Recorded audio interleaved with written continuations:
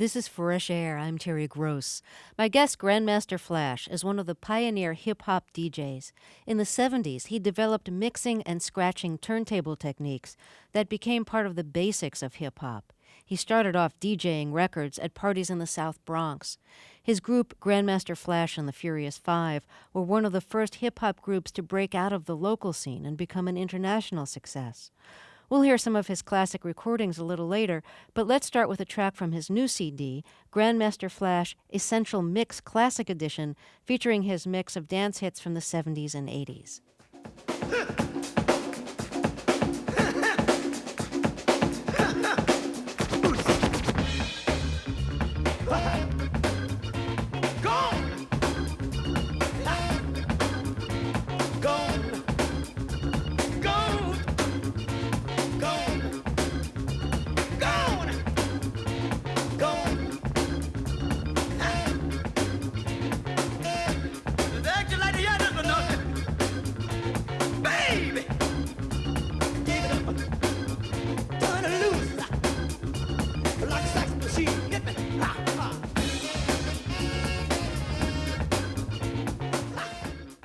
Music from the new Grandmaster Flash CD, the Essential Mix Classic Edition. Grandmaster Flash, welcome to Fresh Air. Thank you for having me. I'm interested in how you started mixing music, how you started using two turntables or maybe even more than two. Was this something you started doing at home or in clubs as a DJ? My love for vinyl and for the turntables probably started off when I was a toddler. Growing up at home, I was pretty fortunate to be around a montage of different types of music. Like my bigger sisters were into like Tito Puente, Joe Bataan. Like my father was into like Dizzy Gillespie, Miles Davis, Cab Calloway. My mother was like into Ella Fitzgerald, Lena Horne, stuff of that nature. So and then I had a sister that was like into the Michael Jackson sound. So I was pretty fortunate to grow up listening to quite a bit of vinyl, and my love for it probably came about when I was old enough to sort of start looking into turntables and stuff of that nature, and that's probably although it was a negative experience, and when I say negative, meaning like I used to just sort of take apart electrical items in my mother's house, including turntables, just to figure out how they work and why they work. And my intention was to put it back together properly, but I just could not do it. But I just had this thing where I just had to know how the inside of a turntable worked, how the inside of a radio worked, and how my father's stereo. And that's probably where it really started, just like to have this undying interest of You basically started using turntables as if they were instruments. Yeah. How did you start using turntables to change the music that you were listening to as opposed to just playing the music? Well, I think coming up, I watched a lot of DJs in my early teens, and watching the DJs of that particular time, they were playing the music. Like my influences, although they were great positive influences. I'm talking about DJ Kool Herc and Pete DJ Jones.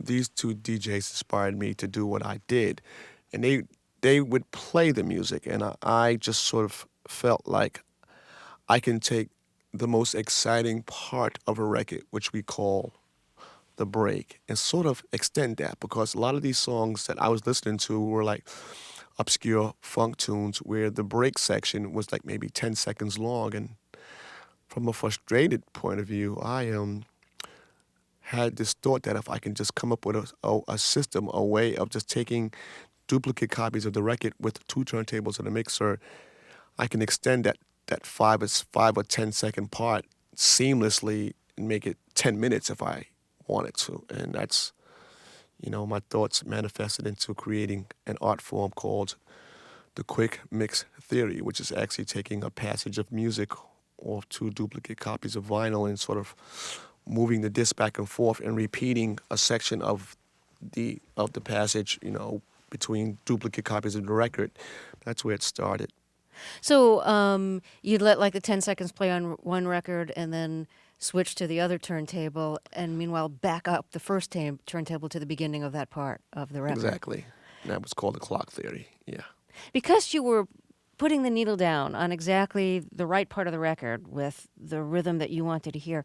Could you actually, some people say that you were able to look at the grooves of a vinyl record and know exactly where the rhythm was that you wanted, that you could actually see it in the grooves.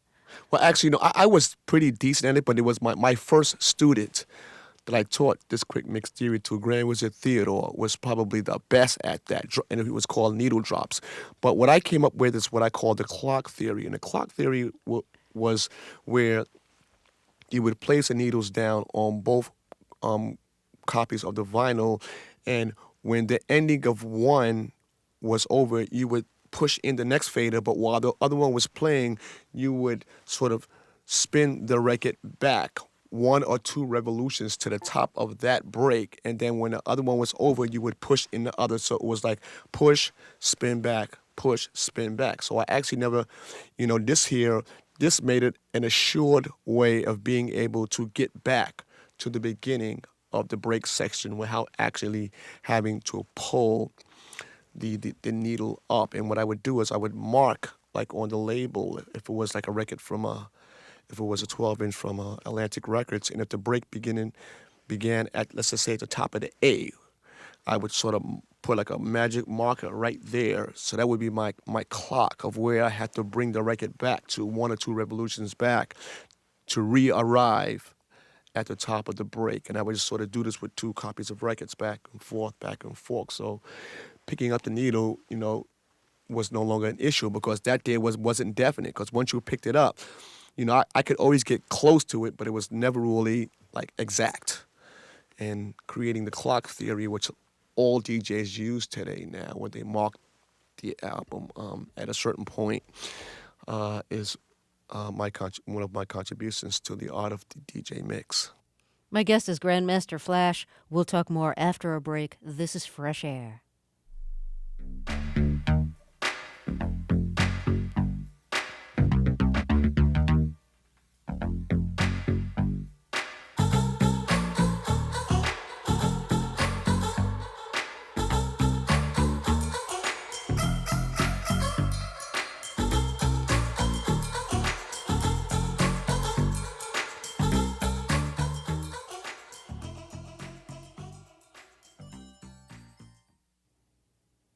My guest is Grandmaster Flash, one of hip-hop's pioneers of the turntable.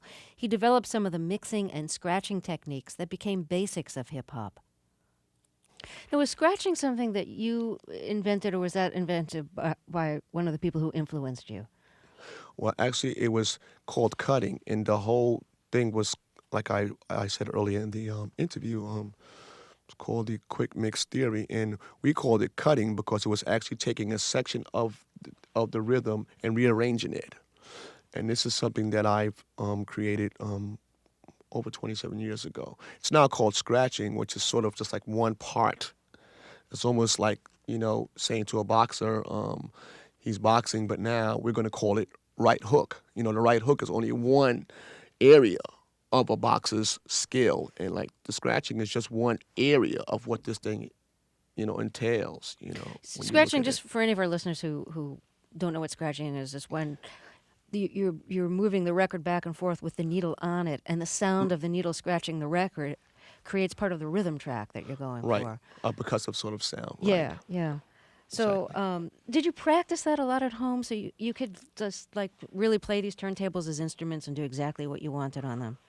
Yeah, I sort of I was looking for something because at this time, when I wanted to come up with this science, there was no point of reference, no blueprints around. So I was constantly at it, yes, but I was looking for something. And as I was looking for something, I would run into obstacles. So that's when, I had to start considering coming up with different techniques, which is like uh, torque versus inertia for turntables, because a lot of the turntables, like you can buy a turntable now that's suited for whatever you want. You want to do this, you can buy a turntable for that, or a mixer or a needle. But at this particular time, in the 70s, this stuff didn't exist. So I had to like actually come up with science and terms and terminologies, and with turntables, I came up with this thing called the torque factor. And the torque factor is based on if from the state of inertia and you press that power switch, if that platter takes more than a turn to be up to speed, then the torque of that motor wasn't very good, you know. So in my search, you know, I went through countless amount of turntables. So I actually create the electrical items first before even coming up with the quick mix theory. And then I had to go look at needles, and then I learned that needles, you know, were in two classifications, which is one is the elliptical, and the other is the conical. You know, and conical, although it doesn't sound as good, it stood in the grooves better because it was shaped like a nail versus like an elliptical stylus that was built like a backwards J. But as soon as you would bring the disc back, it would fall out of the groove. So, you know, all these things had to come into play before I even was able to even start doing any cuttings, scratching, or whatever the case may be. You must have been pretty obsessive at that time, taking apart turntables and shopping for just the right needle and, designing all these variations on the technology that you were using so it could do what you needed it to do. You must have really been intense. Well, I probably was more frustrated than anything because I mean, so much stuff I had to buy. Like a lot of it was trial and error. Trying to get my hands on the right needle. You know, I had to go through countless needles. You know, trying to find the right turntable, I had to go through countless turntables, and then finding the right mixer, and then finding the right mixer. But then it didn't have a system where I can pre-hear the music in my head, so I had to create something called the peekaboo system. So I had to like actually jury rig these things, you know, in my frustration. My frustration kept me more, it fueled the fire to me just staying at this and staying at this, and throwing away my teenage years, where your teenage years is when you're feeling your oats and you want to go hang out with the girls and you want to go to the parties and stuff. I think I probably lived either like in the junkyards going through like abandoned stereo equipment, or going through abandoned cars and taking out the speakers and the radios and stuff of that nature. I probably lived in my room more so, just looking for something, Did you have the in my money? frustration. Did you have the money to buy a lot of stereo equipment? No, that's why I had to go into backyards and look for stuff and sort of like go through abandoned cars or ask people, that might have been throwing away stuff, just so that I can just basically have these things. But at this point in time, I still didn't know what these internal parts was. So while I was tearing up all the stuff inside my mother's house, and became like public enemy number one with my sisters and stuff. My mother decided to send me to school. What kind of school?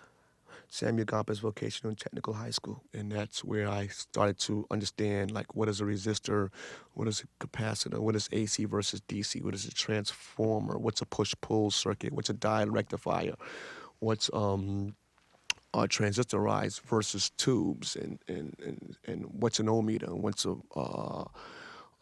an oscilloscope, and what's a wave. And I started like actually understanding as I was not. So now when I tore into something, I sort of had somewhat of an idea of what it is and what it did. So all these things helped me to jury rig and put together this peekaboo system to a mixer that didn't have it, and to figure out how turntables work and how that works. So it kind of helped me to put together the system so that I can start on getting this concept out of my head that just kept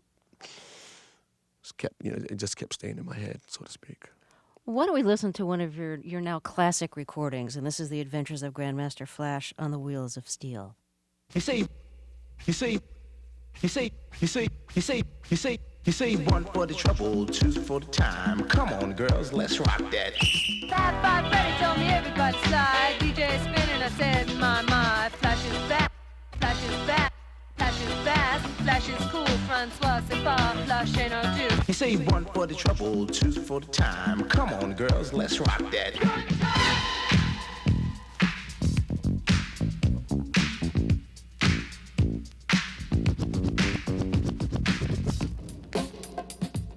That's Grandmaster Flash from the early 80s, one of his classic recordings, The Adventures of Grandmaster Flash on the Wheels of Steel. You know what I'd like to do?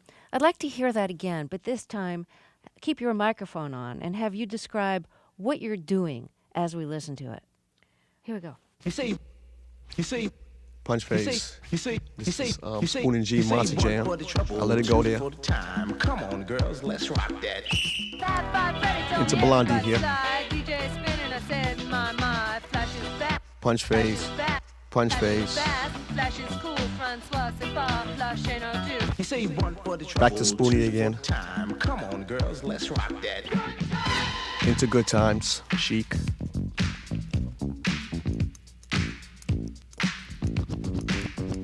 Into Apache on the rub.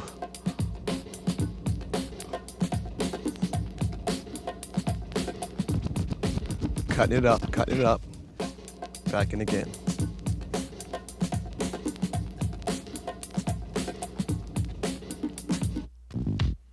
Punch Face, Queen. Another one bites the dust. In.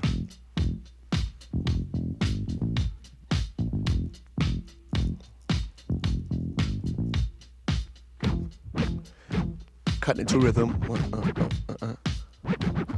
I'm using Good Times to rub the rhythm against Queen.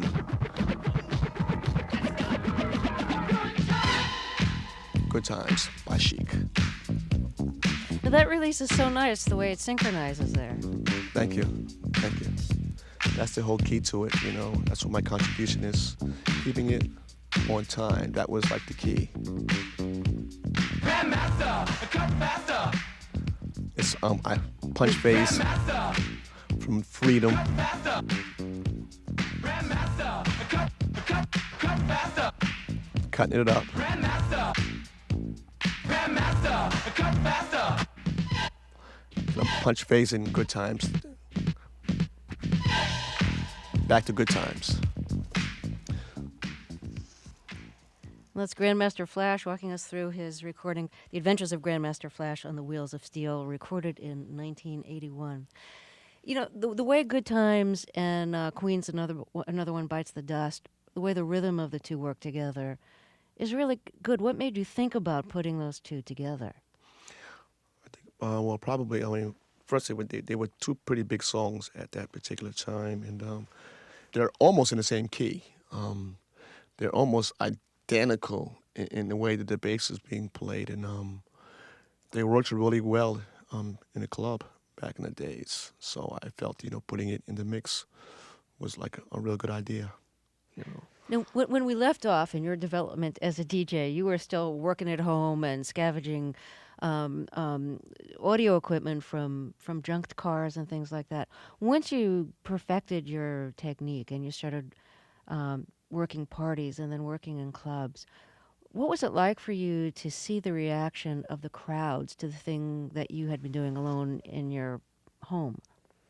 Well, I think probably the first time when I guess after maybe a three-year period, when I finally came up with it, I showed my partners, Disco B, Easy Mike, and actually, as I was creating it, they were the only ones I would allow to really come into my room and sort of like watch me do this. And I think the first time that I decided that I would show this to the public, it was a outdoor dance, a block party we called it. You can come into the park for free and just, you know, come party. And I think the first time that I showed this, I said to myself, my theory was, if I play the climatic part of duplicate copies of a record, so it'd be like maybe 10 to 15 duplicates back to back, seamlessly, on time, you know, I should have the neighborhood park in an uproar. And when I got the exact opposite, and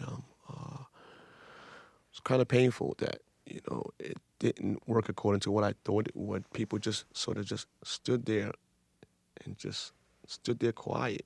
You know, I'm talking hundreds of people, and it didn't get loud, and they didn't party. They didn't do what I thought. Why You know, not? so I don't know. I'm not sure what it was at that time. You know, because I had all the equations, you know, sort of set. You know, I watch these songs, the songs that I picked. I watched certain DJs play it from the beginning, and I knew that at that particular part is where the audience went wild. So I figured, let me just go to the part of these songs and just do them one behind another, but it was just extremely quiet. And it turned out that the real fact of the matter is this vocal entertainment was sort of needed to accompany this new way of DJing. And I made the first attempt, and I was totally horrible of trying to like rap with my mixing, and it was really too much to do at one time because Sure. it's constantly, it's a constant, taking records on, taking them off, putting them on, so I was horrible at it. And then what I would do is basically put a microphone out on the other side of the table, and anyone that thought that they can verbalize to this newfound science of mixing, please feel free, Everybody failed except for this one person who probably was like the savior of my esteem. His name was Keith Wiggins. He was my first MC. He went by the name of Cowboy. And Cowboy had a way of, he reminded me of like a ringmaster at the circus, and he had a very commanding voice. And he came up with a verbalization, like, throw your hands in the air, say this, ho, say party, and this and that. So that was the perfect diversionary tactic to get people off of looking at me and to look at him and do what he says do while I go through a series of breaks, just playing one behind another seamlessly to the beat. My guest is Grandmaster Flash. We'll talk more after a break. This is Fresh Air. Ladies and gentlemen, it's now the time for the Grandmaster Flash and the Furious Five MC.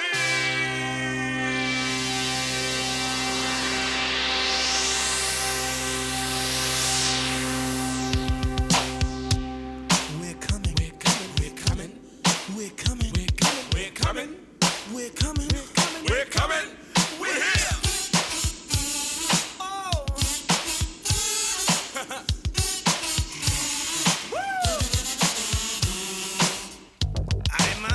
Get nasty with you, baby. Ay, tú estás por la maceta, mi amor, linda.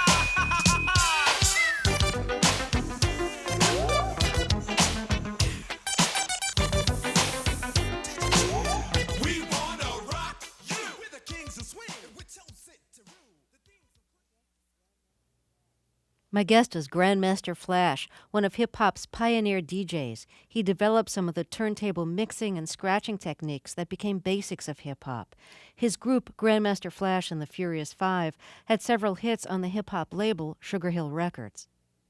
Let's hear one of Grandmaster Flash and the Furious Five's big hits. This is The Message, and it's probably the first big rap record that has a social message to it, that's about social commentary as opposed to just being a party record. Sure, exactly.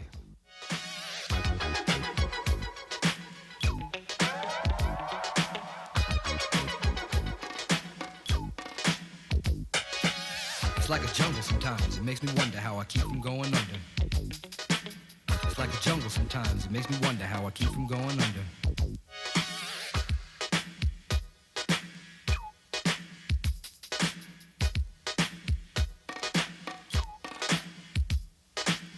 Broken glass everywhere. People pissing on the stage, you know they just don't care. I can't take the smell, can't take the noise. Got no money to move out, I guess I got no choice. Rats in the front room, roaches in the back. Junkies in the alley with the baseball bat. I tried to get away, but I couldn't get far. Cause a man with a tow truck repossessed my car. Don't push me, cause I'm close to the edge. I'm trying not to lose my head. It's like a jungle sometimes. It makes me wonder how I keep from going under. That's The Message, and the rappers are Melly Mel and Booty. My guest is Grandmaster Flash.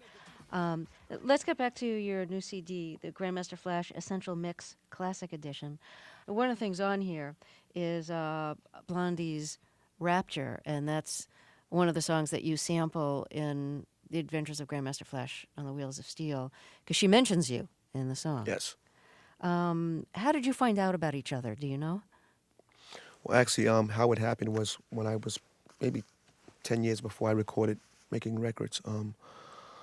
There was a gentleman by the name of Fab Five Freddy who used to come to my parties, but he also had this incredible connection with like the whites and the different races of people downtown in the village. So back in the days, he was like hanging downtown in the village, but he would come up to the Bronx and party with Flash, Herc, and Bam. And he was sort of like our town crier also. He would go downtown and say, listen, there's this guy's uptown. You guys, this guy named Flash. You got to come, come check him, And he would say to me, I'm going to bring one of my good friends up, Deborah, Harry.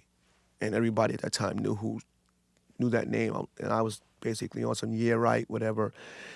And then surprisingly enough, a couple of weeks later, he brought this woman to my party, and she watched me play, and she was extremely happy with the way that I played. And said that she was going to write a song about me. I took it as a grain of salt, didn't really believe it until maybe 2 or 3 months later, and she did it. And she opened up so many doors for hip-hop by doing that. Well, why don't we close with Raptor, which is on your new mix CD. And Grandmaster Flash, thanks so much for talking with us. My pleasure.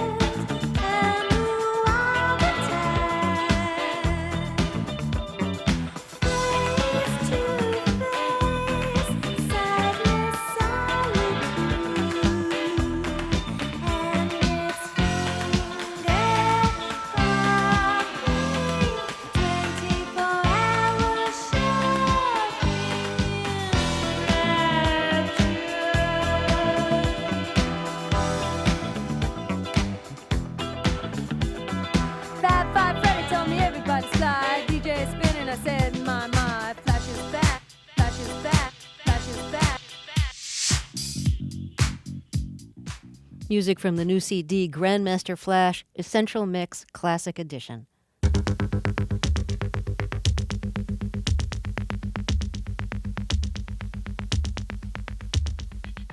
Fresh Air's executive producer is Danny Miller. Our senior producer today is Roberta Schirach. Our engineer is Audrey Bentham. Dorothy Farabee is our administrative assistant. Anne-Marie Baldonado directed the show. I'm Terry Gross.